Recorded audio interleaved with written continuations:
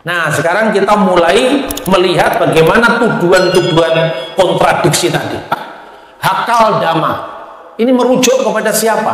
Apakah ini bicara tentang darahnya Yesus yang tidak bersalah, atau darahnya Yudas si pengkhianat? Itu ada tiga hal. Siapakah yang membeli tanah? Yudas Iskariot atau imam-imam? Itu satu. Kedua, Yudas Iskariot gantung diri atau jatuh tertelungkup? Itu dianggap sebagai pertentangan kedua. Ketiga, alasan disebut tanah darah. Darah orang yang tak berdosa atau darah pengkhianat. Kita bisa membandingkan dua teks ini. Ya, yang pertama Kisah Rasul pasal 1 ayat 18 sampai 19. Yudas ini telah membeli sebidang tanah dengan upah kejahatannya, lalu ia jatuh tertelungkup dan perutnya terbelah hingga semua isi perutnya tertumpah keluar. Hal itu diketahui oleh semua penduduk Yerusalem, sehingga tanah itu mereka sebut dengan bahasa mereka sendiri Hakal Dama, artinya tanah darah. Sekarang bandingkan dengan Matius pasal 27 ayat 5 sampai dengan ayat 8. Maka ia melemparkan uang perak itu ke dalam bait suci, lalu pergi dari situ dan menggantung diri. Imam-imam kepala mengambil uang perak itu dan berkata, tidak diperbolehkan memasukkan uang ini ke dalam peti persembahan, sebab ini uang darah. Sesudah berunding mereka membeli dengan uang itu tanah yang disebutkan tanah tukang periuk untuk dijadikan tempat penguburan orang asing. Itulah sebabnya tanah itu sampai hari ini disebut tanah darah. Nah, ini oleh para polemikus di luar iman Kristen dianggap Alkitab saling bertentangan. Kita bisa bandingkan terjemahan Alkitab yang standar, terjemahan baru dalam bahasa Indonesia, dengan terjemahan bahasa Indonesia masa kini. Kalau dalam bahasa Inggris Anda bisa membandingkan misalnya antara King James Version atau New International Version, dengan Anda bandingkan misalnya terjemahan Good News English Version. Ya, satu itu, ini orang salah paham lagi nih. Alkitab kok banyak versinya? Kitab suci manapun di dunia juga banyak versinya. Cuman karena orang Kristen itu karena mewarisi budaya barat yang liberal, makanya terjemahan disebut versi. Maksudnya bukan versi Alkitabnya beda, bertentangan itu enggak, terjemahannya berbeda. Ya, nah kita lihat kenapa ada terjemahan yang berbeda, metodenya berbeda. Singkat kata gini, kenapa ada terjemahan bahasa Indonesia sehari-hari? Misalnya, bahasa apapun itu kalau diterjemahkan dalam bahasa lain itu selalu mengandung distorsi. Kenapa demikian? Karena memiliki idiom, ungkapan-ungkapan yang apabila diterjemahkan dalam bahasa lain bisa salah paham. Maka ada Alkitab yang mempertahankan bentuk idiom aslinya. Misalnya, ya, dengan demikian kamu menaruh bara api di atas kepalanya. Itu ungkapan Israel kuno yang artinya mempermalukan diri sendiri. Maka diterjemahkan dalam bahasa Indonesia sehari-hari atau bahasa Indonesia masa kini, dengan demikian kamu akan membuat mereka malu dengan perbuatannya itu. Ini mirip kalau Anda kenal bahasa Indonesia, ada udang di balik batu. Coba terjemahkan dalam bahasa Inggris kan bisa kacau balau itu. Ini ungkapan itu kalau diterjemahkan apa adanya harus memahami budaya aslinya. Tapi kalau diterjemahkan mesti ada yang namanya dynamic equivalent translation. Artinya apa? Terjemahan yang mencari equivalent, yang equal dengan makna aslinya. Makanya Saulus, sukar bagimu menendang ke galah rangsang. Menendang ke galah rangsang itu ada ungkapan yang artinya mempersulit diri sendiri dengan melawan yang tidak seimbang. Maka diterjemahkan dalam bahasa Indonesia masa kini, kamu jangan mempersulit dirimu sendiri dengan melawan penciptamu. Nah, inilah yang namanya terjemahan dinamis. Nah, dalam terjemahan dinamis, ayat ini terjemahkan demikian: Yudas ini telah mendapatkan tanah kuburannya dari upah pengkhianatannya yang jahat. Dia jatuh dan mati dengan perutnya terbelah sampai isi perutnya keluar semua. Jadi kata membeli ini dalam bahasa aslinya adalah ekte-satu. Itu membeli dalam pengertian ungkapan yang sifatnya simbolik. Lain dengan membeli secara transaksional, kira-kira seperti itu. Jadi yang membeli ya imam-imam tadi, karena itu uang pengkhianatan, uang darah, tidak boleh dipersembahkan jadi korban, lalu dibelikan tanah untuk kuburan asing. Jadi yang membeli secara transaksional adalah imam-imam kepala. Yudas tidak pernah membeli tanah. Jadi kata membeli XT1 di situ maknanya mendapatkan. Itu ungkapan kira-kira kalau orang Betawi bilang begini, lu jual gue beli. Mana yang dibeli? Itu ungkapan lu jual gue beli. Ngerti nggak maksudnya? Itu ungkapan yang sifatnya bukan transaksional, kata membeli di sini. Seperti itulah teks yang dipakai di dalam Injil. Maka membeli secara transaksional itu adalah egurasan. Membeli ungkapan yang artinya mendapatkan itu adalah XT1. Jadi jelas ya, teks ini tidak bertentangan. Ini idiom yang harus disesuaikan. Makanya terjemahan bahasa sehari-hari menggunakan terjemahan idiom tadi, mendapatkan tanah kuburannya sebagai upah pengkhianatan. Apa yang dilakukan Yudas Iskariot itu mirip dengan Bileam bin Beor. Bileam itu mendapatkan inspirasi Tuhan. Bahkan di dalam Talmud Yahudi, ya, Bileam ini dianggap sebagai salah satu dari 7 nabi-nabi bagi bangsa non-Yahudi. Disebut Nebi li umot ha'ulam, nabi untuk bangsa bukan Yahudi. Tapi akhirnya terjatuh karena apa? Dia dibayar untuk mengutuki Israel. Jadi jatuh karena apa? Jatuh karena dia dibayar. Ini mirip dengan Yudas. Sebagai murid Yesus juga jatuh karena 30 keping perak. Makanya teks ini bisa dibandingkan. Yudas ini telah mendapatkan tanah kuburannya dari upah pengkhianatan yang jahat. Bandingkan, oleh karena itu mereka telah meninggalkan jalan yang benar, maka tersesatlah mereka lalu mengikuti jalan Bileam anak Beor yang suka mendapatkan, yang suka menerima upah dari perbuatannya yang jahat, menjual pelayanan.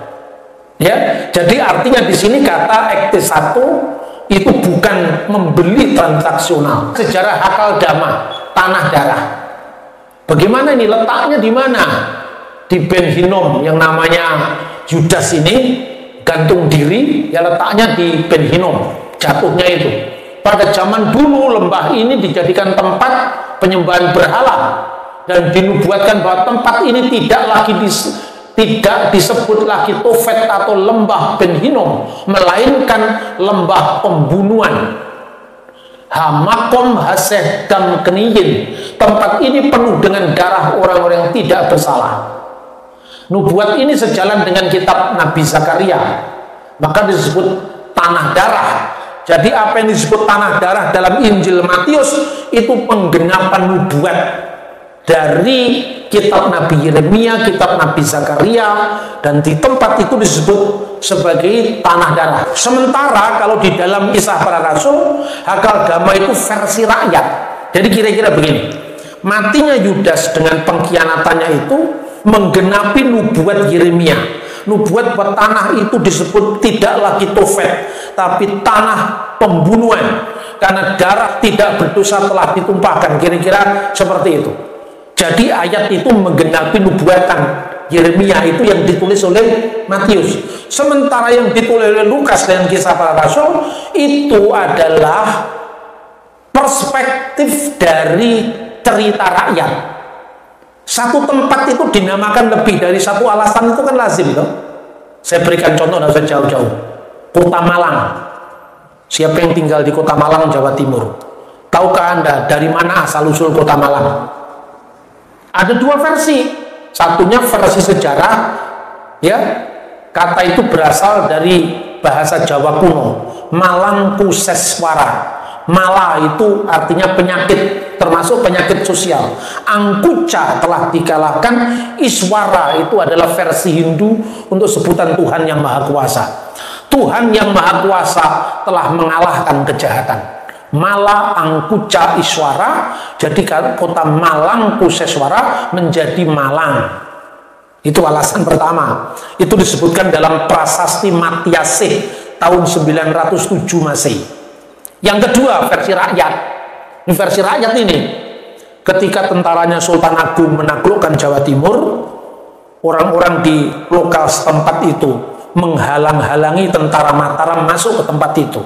Lalu dikatakan dalam bahasa Jawa, "Kowe ojo malangi aku, kamu jangan menghalang-halangi saya." Nah pertanyaannya, ini bertentangan nggak bertentangan? Itu memang ada dua, yang satunya dinamakan berdasarkan versi Mataram dan itu lebih baru. Yang satunya yang lebih tua lagi, sebelum Mataram datang ke situ sudah ada tempat yang namanya Malang. Karena sejak tahun 907 kan sudah ada satu tempat itu tadi yang disebut tanah darah, darah orang tidak berdosa dikorbankan, lembah Ben Hinnom, itu sudah ada dalam kitab Nabi Yeremia, dan Matius menggenapi nubuatan itu. Tetapi ketika Yudas mati di situ, kemudian orang tidak lagi datang ke tempat itu karena apa? Tanah itu menjijikkan, disebut tanah darah. Itu cerita penduduk Yerusalem. Seperti cerita penduduk kota Malang menamakan kota mereka Malang. Sekarang ada versi baru lagi, makanya bisnismu bangkrut terus karena kamu tinggal di kota Malang. Nah ini Malang versi lain lagi, gitu. Nah sekarang yang ketiga baru, Yudas Iskariot matinya gantung diri atau perutnya terbelah. Ini orang yang kurang literasi dianggap pertentangan itu, ya kan? Tapi mau saya sebutkan di sini, dua-duanya tidak bertentangan. Kalau Anda membaca satu buku yang biasanya dibaca orang itu ya, misalnya ya, Dictionary of the Bible Difficulties. Jadi dictionary untuk kesulitan-kesulitan dalam Alkitab. Buku itu diterbitkan oleh Zondervan, Anda bisa beli buku itu. Ayat ini dijelaskan, ini keduanya tidak bertentangan katanya. Matius pasal 27 itu berbicara tentang cara matinya Yudas, yaitu gantung diri. Sementara dalam Kisah Para Rasul, bukan cara matinya Yudas, tapi keadaannya Yudas ketika dia mati. Buku ini dibaca murid-muridnya Ahmad Didat dan sebagainya, lalu mengatakan, itu kan caranya orang Kristen mencari-cari pembenaran supaya nggak kelihatan Alkitabnya bertentangan. Sering orang mengatakan begitu. Matius bicara tentang cara matinya Yudas dengan gantung diri. Lukas dalam Kisah Para Rasul berbicara keadaannya Yudas ketika dia mati. Jadi direkonstruksi. Yudas itu gantung diri, sebelum dia mati dia jatuh dulu ke tanah, lalu perutnya terbelah. Itu katanya Dictionary of the Bible Difficulties. Kalau rupanya, kalau mungkin saja, kalau barangkali logika kaum polemik masih protes, maka inilah saksi sejarah yang tak terbantah, yaitu tulisan Papias yang disebut fragmen Papias, yang jelas-jelas mengatakan bahwa Yudas gantung diri, dan sebelum dia mati, masih kira-kira sakaratul maut begitu, talinya putus. Nah, tempat jatuhnya Yudas itu, tempat yang disebut Hakal Dama itu adalah lembah yang sangat curam. Kira-kira kalau orang mati di sana dan dalam keadaan jatuh tertelungkup, isi perutnya sampai keluar semua. Ini tertulis di sini. Nah, ini nulis ini lebih daripada Dictionary Bible yang ditulis orang di abad 20 kan? Karena yang nulis ini Papias, Uskup Hierapolis, muridnya Rasul Yohanes yang nulis Injil. Sekarang gimana lagi bantahnya? Nah, kita lihat teksnya sekarang. Inilah teksnya dalam bahasa aslinya, bahasa Yunani, The Fragment of Papias. Catatan Papias muridnya Rasul Yohanes, ini dilestarikan oleh Apollinaris dan Agustinus. Nah, Agustinus mengatakan apa? Culum sibi alifacit et dejectus in faciem disruptus es medus. Yudas menggantung dirinya tetapi talinya putus sehingga dia jatuh mati. Ini ada mata rantai yang terus-menerus dari generasi ke generasi, dan kita akan lihat teksnya secara utuh supaya kita bisa lihat. Nah, ini keterangan Papias, muridnya Rasul Yohanes. Dia mengatakan ini, Yudas tidak mati karena gantung diri, tetapi tetap hidup karena talinya putus sebelum ia tercekik sampai mati. Kisah Para Rasul menyatakan dengan jelas, Yudas jatuh dengan kepala di bawah, perutnya terbelah, dan ususnya keluar. Papias, murid Yohanes, menceritakan hal ini lebih jelas dalam bab 4 eksposisi perkataan-perkataan Tuhan. Nah, ini kata-katanya. Yudas adalah contoh hidup celaka akibat kebejatan di dunia ini. Tubuhnya mengembang begitu rupa sehingga tidak dapat lewat melalui tempat ini, di mana sebuah kereta atau gerobak dapat lalu dengan mudah. Bahkan kepalanya yang mengembang tidak cukup. Seorang berkata bahwa kelopak matanya begitu membengkak sehingga tidak dapat melihat cahaya sama sekali. Sekalipun oleh seorang dokter yang menggunakan instrumen optik, matanya sedemikian tenggelam di bawah permukaan. Kemaluannya nampak begitu menjijikkan dan mengembang tidak seperti orang lain. Keluarlah nanah dan cacing dari setiap bagian tubuhnya, sangat memalukan dirinya sendiri. Setelah banyak kesengsaraan dan penghukuman, kata mereka, ia akhirnya meninggal di tempatnya sendiri. Dan karena bau busuk, maka daerah itu ditinggalkan dan tidak dihuni sampai sekarang. Kenyataannya sampai hari ini orang tidak bisa lewat di tempat itu tanpa menutup dirinya, karena begitu banyak kotoran dan begitu luas penyebarannya ke tanah. Ini catatan kira-kira sebelum tahun 130-an, sebelum yang namanya Papias itu meninggal di Hierapolis di wilayah Turki sekarang. Dengan demikian jelas saudara-saudara bahwa apa yang tampaknya dinarasikan, diceritakan sebagai sebuah pertentangan, tapi ternyata dibuktikan itu bukan pertentangan dalam Alkitab.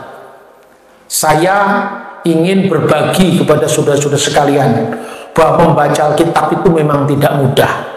Pertama, karena ada jarak waktu, jarak bahasa, dan jarak budaya. Jarak waktu, ya, karena jarak waktu yang begitu panjang, maka jangan-jangan kita mengalami apa yang seringkali terjadi dalam membaca sejarah, anakronisme. Anakronisme itu artinya dari kata ana, bahasa Yunani, yang artinya menolak, kronos yang menjadi kata kronologi, urutan waktu. Nah, ini juga bahaya. Kenapa bahaya? Karena kita membayangkan 2000 tahun yang lalu berdasarkan sejarah kita sekarang. Akibatnya bisa salah paham. Satu contoh, kalau Anda membaca Injil-Injil, satu pihak mengatakan ketika malaikat menemui para perempuan di kubur, di mana posisi malaikat? Malaikat ada di atas batu.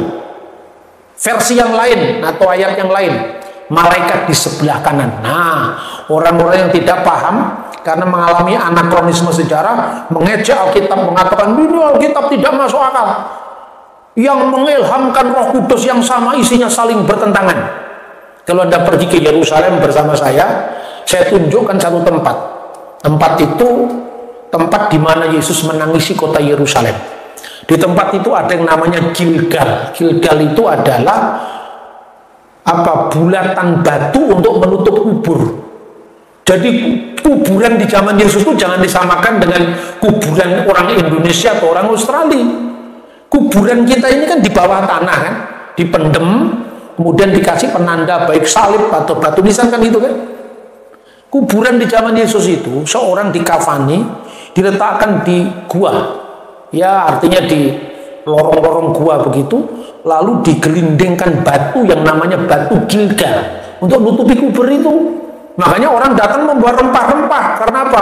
Supaya itu untuk mencegah bau mayat tadi. Kalau sudah 1 hari, 2 hari, 3 hari kan sudah mulai baunya menyengat kan. Bau rempah-rempah itu untuk keperluan bau mayat tadi supaya tidak menyengat. Nah sekarang kalau Anda membayangkan kubur di zaman itu clear. Pertama, di atas batu atau di sebelah kanan.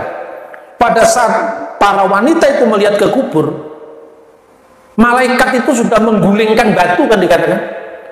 Lah kalau batunya terguling di kanan, sama nggak di atas batu atau di sebelah kanan?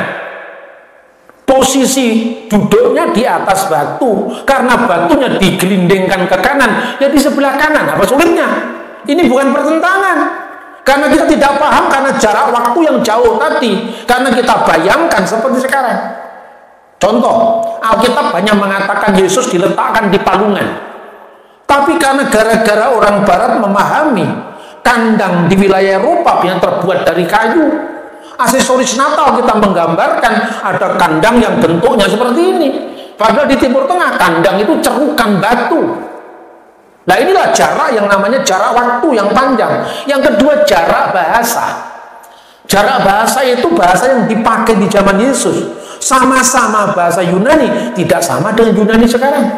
Lah Anda membaca King James Version aja sudah beda dengan membaca NIV. Benar tidak? Atau American Standard Version. Itu bahasa Inggris di zamannya King James kan beda. Apalagi 2000 tahun yang lalu. Bahasa Indonesia saja Anda lihat. Dulu kita nyanyi Allah kita heran dan besar. Coba pahami anak-anak sekarang.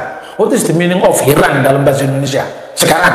Modern Indonesia sekarang. Heran itu artinya, wah kok begini ya? Kok bisa begini? Masa Tuhan kok gampang heran?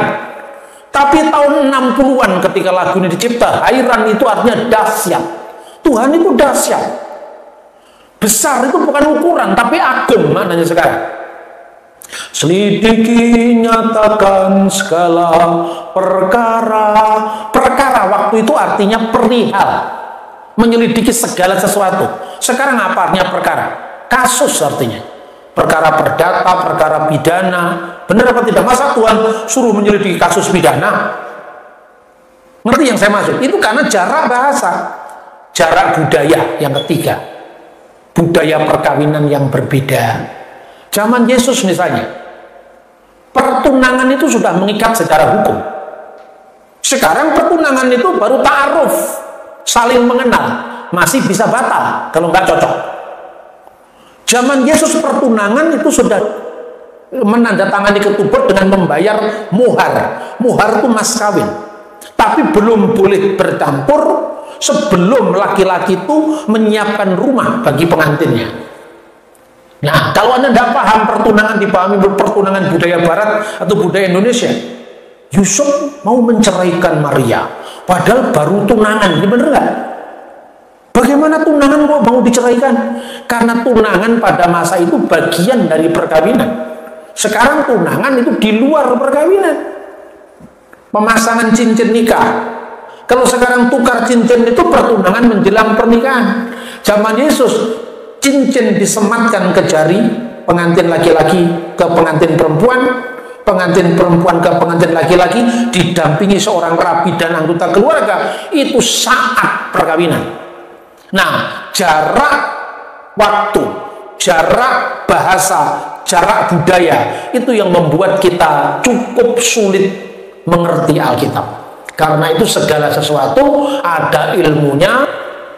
Jangan mendengar Injil dari seorang artis yang hanya karena populer tapi tidak pernah belajar.